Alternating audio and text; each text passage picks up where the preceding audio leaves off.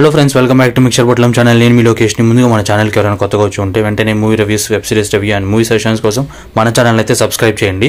ఈ రోజు movie review వచ్చేసి నెట్ఫ్లిక్స్లో తెలుగులో రిలీజ్ అయిన Murder Mubarak. Starring lead actors Vijay Varma, Sara Ali Khan and Pankaj Tripathi. ఈ మూవీ చూసాక నా ఒపీనియన్ వచ్చేసి బాగుందనా?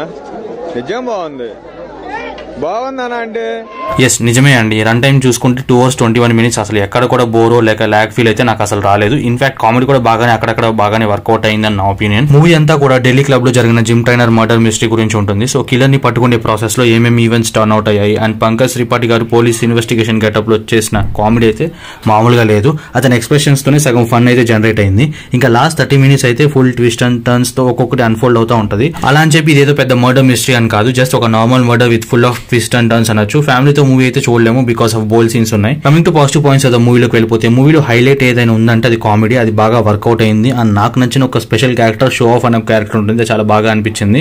అండ్ మేబీ మీరు కూడా కనెక్ట్ అవ్వచ్చు. And coming to negative points of the మూవీలోకి వెళ్ళిపోతే, నెగిటివ్స్ ఏమైనా ఉన్నాయా అంటే మేబీ టూ మెనీ క్యారెక్టర్స్ ని మనకి స్టార్టింగ్ 25 minutes లో ఇంట్రడక్షన్స్ ఇవ్వడం వల్ల అది కొద్దిగా కన్ఫ్యూజన్ అయితే క్రియేట్ అవుతుంది.